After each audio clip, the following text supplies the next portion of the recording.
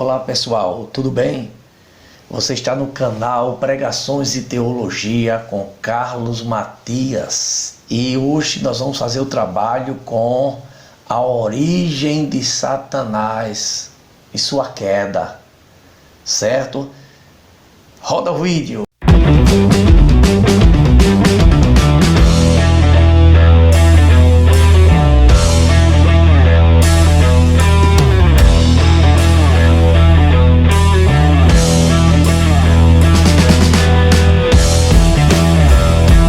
Muito bem, pessoal, vejam só, quem é Satanás ou quem era ele? E quem é ele agora? Esse é o estudo que eu quero que você preste muita atenção. E vamos tentar desmistificar muitas heresias que têm se levantado e erros teológicos, exegéticos, acerca da identidade, certo? De Satanás. Observem comigo o primeiro slide aqui, observem agora. Satanás antes da queda. Ele era conhecido como o sinete da perfeição, conforme Ezequiel capítulo 28, verso 12. Ele tinha um grande privilégio, Ezequiel capítulo 28, verso 13. Querubim ungido, Ezequiel capítulo 28, verso 14. Era perfeito antes de pecar, Ezequiel capítulo 28, verso 15. Era conhecido como a estrela da alva. Verifique Isaías capítulo 14, verso 12. Observe essa imagem aí. Vocês estão observando essa imagem? Estão lembrados do carnaval? Não foi que uma certa escola de samba fez essa blasfêmia, essa profanação de respeito ao cristianismo? Vocês estão observando que ele está com um tridente na mão, este personagem, com um chifre todo de vermelho, não é? Observe a imagem. Olhem aqui para mim. Na tradição de determinadas heresias, criaram a ideia que Satanás estaria no inferno com um tridente na mão. Ele tem 2 chifres e quando alguém descesse, morresse, fosse ao inferno, ao Hades, ia levar a espetada dele com esse tridente. Isso não existe. Isso é uma invenção. Primeira verdade, que Satanás nunca foi ao inferno no mundo dos mortos. Ele vai para o lago de fogo ainda. Certo? Então isso é um erro exegético, teológico e, se for possível, até uma heresia. Outro detalhe, quando alguém questiona você acerca de quem era Satanás antes da queda, vocês observem que Ezequiel, capítulo 28, verso 12, vocês viram no slide, ele é tido como o sinete da perfeição. Observe que a profecia é contra o rei de Tiro. Mas ele está mostrando para o rei de Tiro, Deus mostrando através do profeta Ezequiel para o rei de Tiro, como foi a queda do querubim ungido. E que o rei de Tiro também iria cair. Entenda o processo ilustrativo do texto. E ele mostra que Satanás ele era o sinete da perfeição. Observe que Isaías vai dizer que ele era perfeito nos caminhos deles. No caminho dele. Então, ele era o sinete da perfeição. Observe que em Ezequiel, capítulo 28, verso 13, ele andava nas pedras afogueadas, no jaspe, no sardônio. E é o privilégio que ele tinha antes de ele cair, antes de ele se tornar diabo, Satanás, quando ele era querubim ungido. Observe que Ezequiel capítulo 28, verso 14, ali está dizendo nitidamente: tu eras, olha o verbo ser, eras, tu eras querubim ungido. Quem era Satanás? Era da classe dos querubins. E ungido para identificar que ele tinha uma certa liderança. Olha Ezequiel 28:15 com muito cuidado. E você vai ver que ele era perfeito no caminho dele. Até o dia que foi achada iniquidade nele. Era um ser perfeito. E você observa acerca da origem de Satanás antes da queda, que ele era tido em Isaías capítulo 14, verso 12, como o filho da alva, ou estrela da manhã. Pode significar isso. Olha o status, o título que ele tinha. Logo, você já consegue entender que aquele erro antigo que alguém dizia bem assim, não, Satanás ele era um regente de coral no céu. Esqueça isso, isso é uma mentira. Esqueça. Ele era isso que eu disse a vocês, que está no texto que a Bíblia fala por si próprio. Não, mas eu aprendi desde a base que ele era um regente de coral. Esqueça que isso não existe. Não tem base exegética nenhuma. Música por música que existia nele é em todo anjo, porque todos os anjos foram criados para louvar a Deus. Então essa ideia de regente no coral, enfim, dando destaque para ele, isso não existe. E principalmente porque ele era da classe do querubim. E era o querubim da guarda ungido. Ok? Observem aqui o próximo slide. Traços da personalidade caída de Satanás. Item 1 é um assassino. João 8, verso 44. É um mentiroso. João 8, verso 44, a parte B. Enquanto a parte A de 8:44 de João diz que ele é assassino, a parte B diz que ele é mentiroso. Terceiro, é um pecador inveterado. Primeira epístola de João, capítulo 3, verso 8. Quarto, é um acusador. Apocalipse, capítulo 12, verso 10. Quinto, é um adversário. Observe essa imagem aí. Tá vendo aí ele todo vermelho, implicando como se fosse raiva, não é? Ira, indignação. Tá vendo 2 chifrezinhos na cabeça? Isso é tudo uma fantasia, isso não existe não. Se ele é um anjo, como é que alguém pode discriminá-lo que ele é dessa forma? Isso não existe. Vá para o texto bíblico, que as imagens que as pessoas criam na internet acerca de quem é Satanás não é coerente. O que vale é o texto da Bíblia.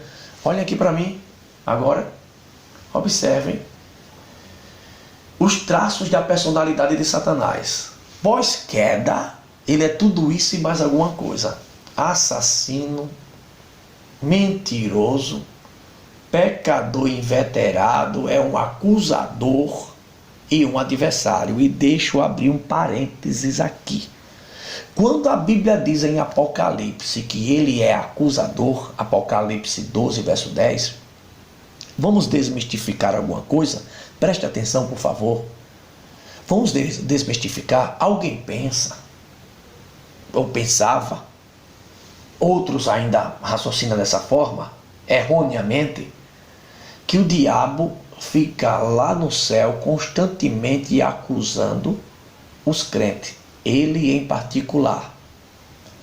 Se ele for particularmente acusar todos os crentes diariamente, quantos milhões e milhões de crentes existem no mundo? Então ele vai observar o pecado de cada crente e ao mesmo tempo vai levar, aí teria que dizer que ele era o quê? Onisciente e onipresente, coisa que ele não é.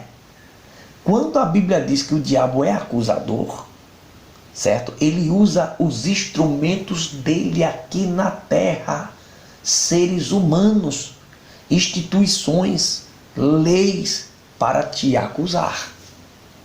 É por isso que a Bíblia chama ele de acusador. Ok? É importante se refletir em cima disso aí. Talvez alguém esteja aí me questionando, mas tem um caso de Jó, professor.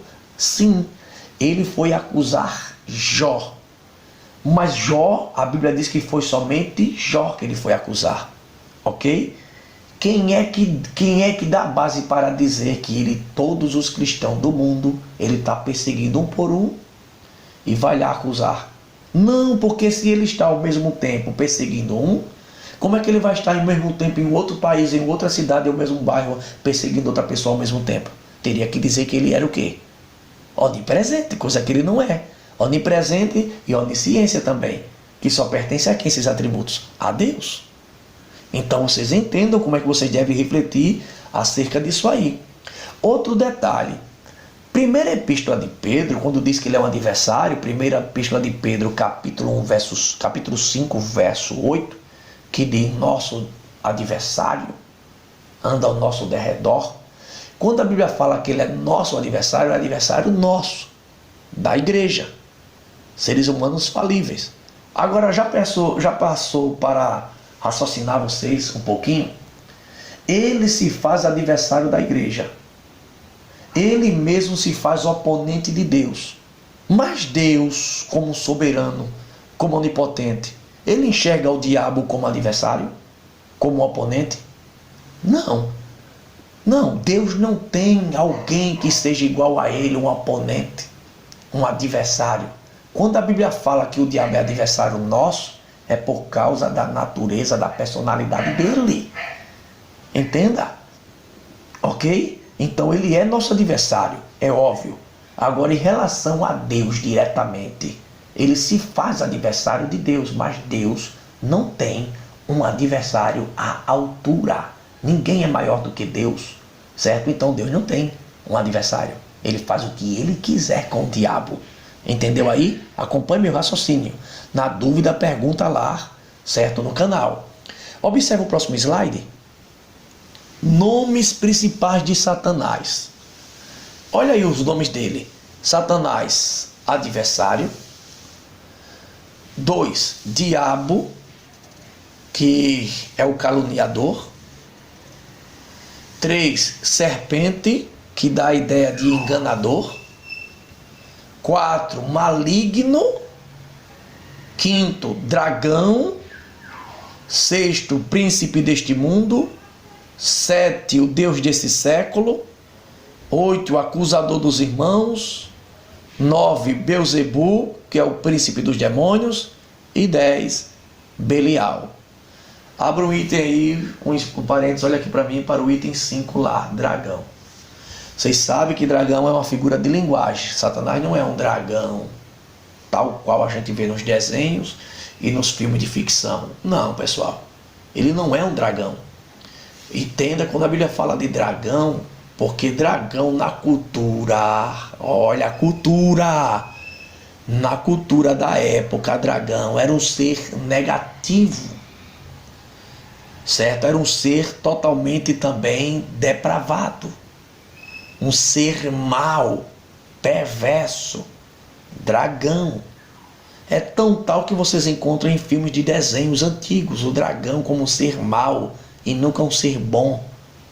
Isso é cultural, a Bíblia chama ele de dragão, certo? Tem uma cultura por trás disso aí. Esses nomes principais de Satanás, também vocês têm que lembrar, está de acordo com a personalidade essencial dele. É imprescindível você pensar em cima disso aí. Observe agora o próximo slide. Queda de Satanás. Verifique Ezequiel capítulo 28 e Isaías 14. Seu pecado. Isaías capítulo 14, verso 5, aí 12, depois até o verso 15. Eu, olha, observe o pronome eu. A letra A, eu subirei ao céu. Isso foi ele falando, que iria subir ao céu.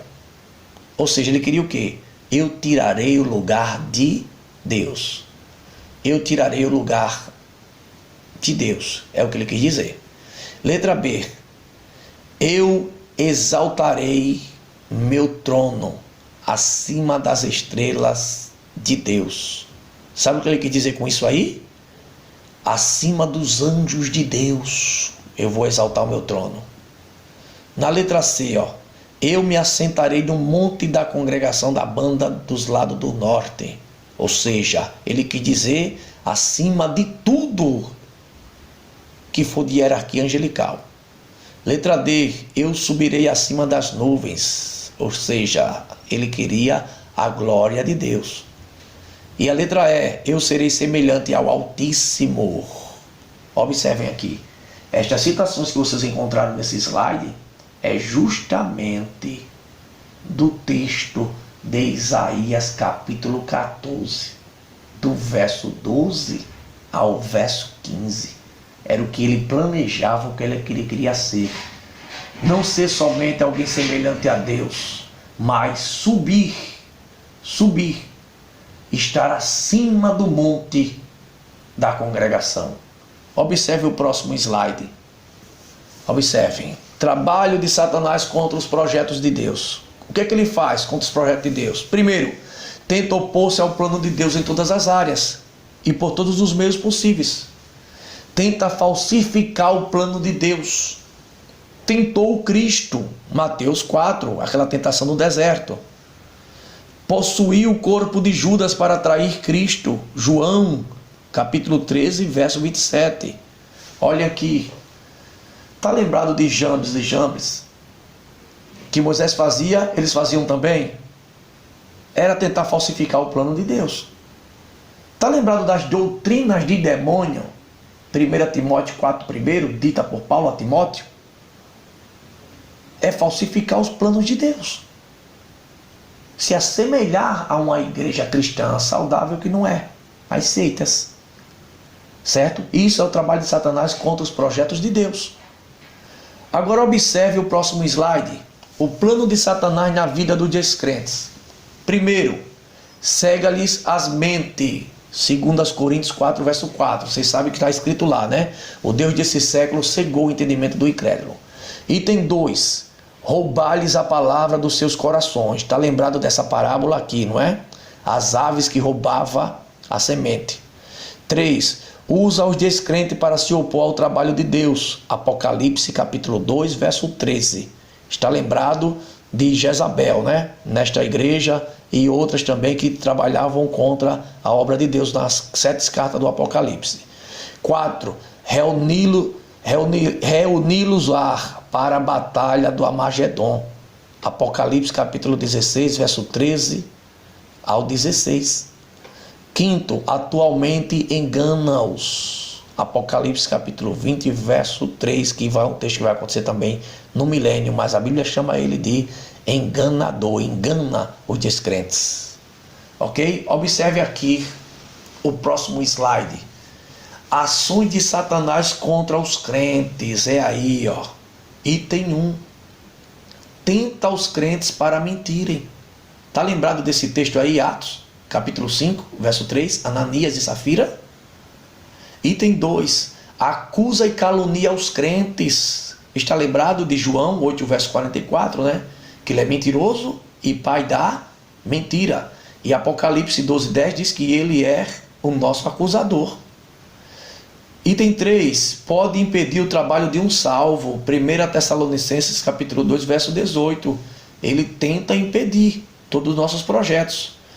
Item 4, tenta derrotar-nos através dos demônios. Efésios 6, verso 12, que a nossa luta é contra as potestades do ar, esse texto vai dizer. 5, tenta-nos para a imoralidade. 1 Coríntios, capítulo 7, verso 5. 6, semeia falsificadores entre os crentes. Está lembrado desse texto aí? Do joio do trigo? E depois da explicação dele, Mateus capítulo 13, verso 38 e 39. 7, incita perseguição contra os crentes. Apocalipse capítulo 2, verso 10. Voltem aqui para mim. Todos esses textos aí, o que vocês viram, ainda que vocês não encontrem o nome de Satanás, ainda que vocês não encontrem, certo? É imprescindível você observar que por trás disso dali há uma ação diabólica, certo? Olha o próximo slide.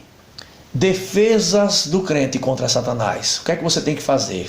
Intercessão de Cristo. Cristo é nosso intercessor. Hebreus 7, verso 25, porque chama ele de nosso sumo sacerdote. João 17, verso 15. 2.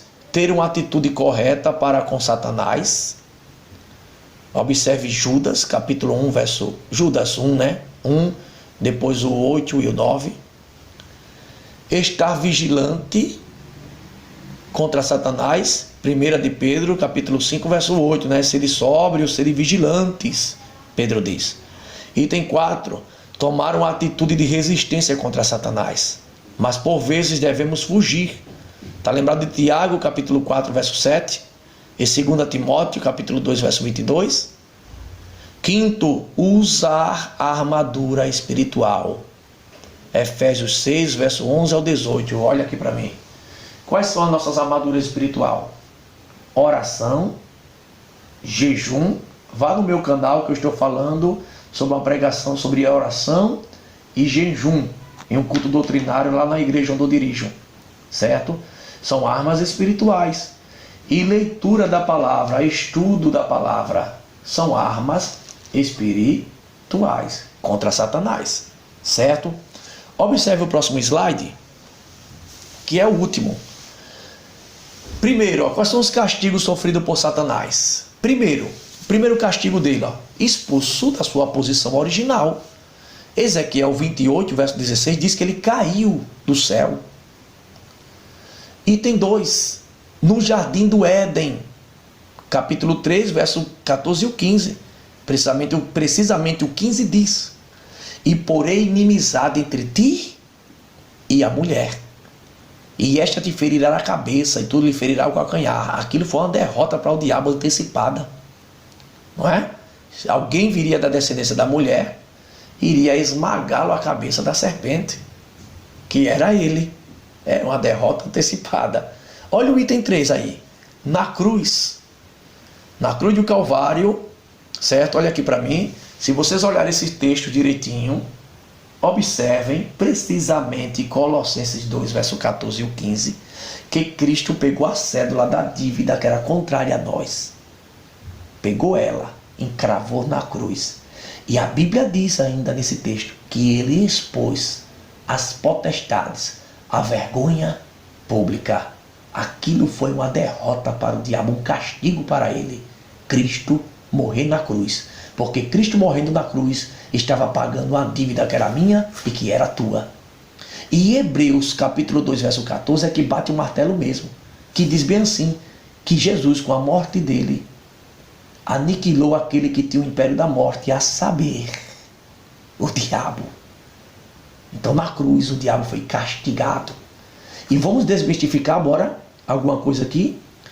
Tem uns camaradas por aí na internet gravando dizendo que quando Cristo estava na cruz, o diabo estava batendo os abugas do inferno. Matei ele e matei ele. É mentira. Mentira, porque leia direitinho, porque a cédula da dívida que era contra nós, Cristo pagou na cruz, cravou e expôs o diabo à vergonha pública, certo? E Hebreus 2,14 diz que ele destronou Satanás com a morte dele na cruz. Então era impossível o diabo fazer festa com a morte de Cristo na cruz, porque tudo que ele não queria era que Cristo não fosse à cruz. Ele não queria. Olha o item 4. Outro castigo para o diabo: barrado totalmente o acesso ao céu.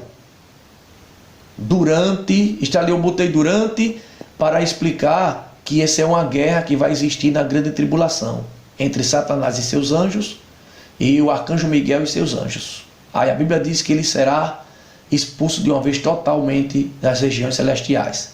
Quinto, confinado no abismo. Apocalipse capítulo 20, verso 2, é quando vai acontecer o milênio. Há 1000 anos Satanás será preso no milênio. 1000 anos. Aquilo é um castigo para ele, em um abismo.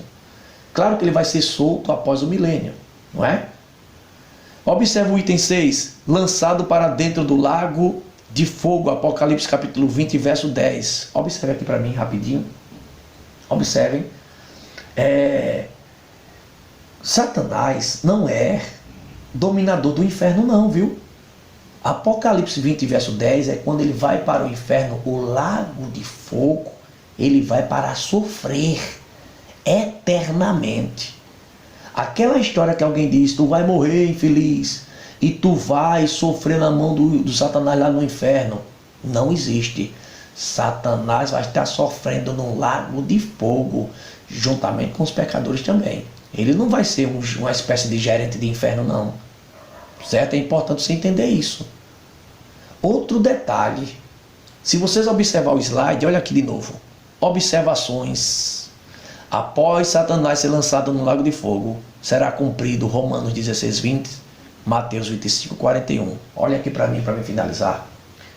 Quando Satanás for lançado ao inferno, após o milênio, vai se cumprir Romanos 16, 20. Paulo disse, foi Paulo quem disse, e o Deus de paz esmagará em breve Satanás debaixo dos vossos pés. Quando é que isso vai se cumprir? Após o milênio. Após o milênio. Certo? É Deus que vai pegar ele e vai lançá-lo no lago de fogo. Aí Romanos 16, 20 irá se cumprir. E Mateus 25, 41 vai se concretizar o que Jesus disse. O inferno foi preparado para o diabo e seus anjos. No lago de fogo é o lugar, é o destino final de Satanás. Após o milênio.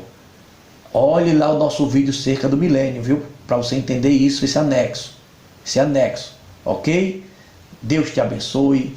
Deus te recompense. Que Jesus te abençoe ricamente. Dê o seu like. Se inscreva. Compartilhe. Deus te abençoe em nome de Jesus.